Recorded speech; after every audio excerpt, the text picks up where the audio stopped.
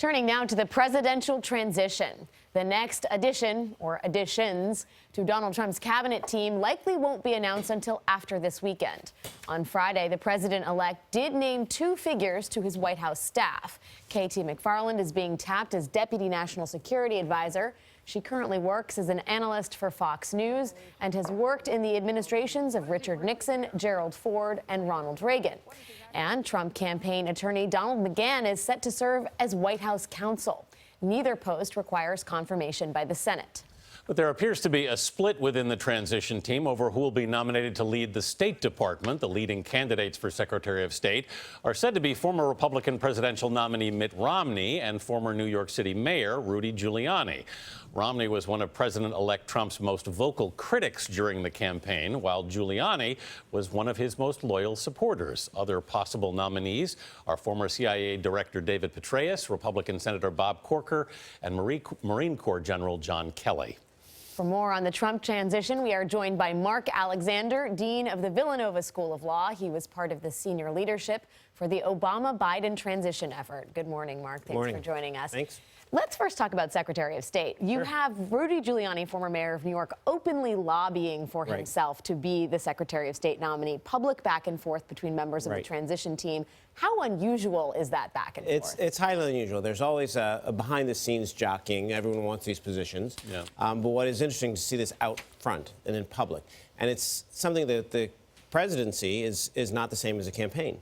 So I think what is really important is the president-elect has to realize that he can't run this as he ran his campaign, because these kinds of public spats are a very different kind of issue. What's interesting also is, I mean, you've got Kellyanne Conway, who was his campaign manager, now taking this battle onto Twitter, essentially trying to knock down Romney and saying that she's seen so much criticism of him. I mean, what do you make of that? Well, I think that's a concern for the president-elect. If he's going to be president, he has to realize that he's the one out front, and then having his team fighting and infighting in public, that's a significant problem for any president, to have that kind of a public discord about the decisions being made behind the scenes. Mark, when we talk about the positions that are yet to be filled, we know he's made some cabinet picks, but there are 4,000 appointments still on the list, political appointments. Where are we in terms of that process? Well, when people start getting appointed for or named for the top spots, and they can start to fill in the next ones that follow.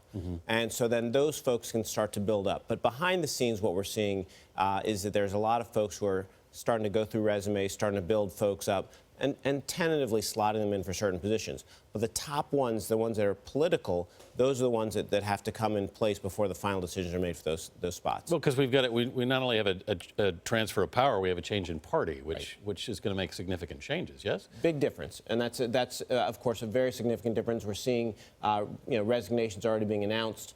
And that means that when January 20th comes, there's a new administration and new people have to take charge.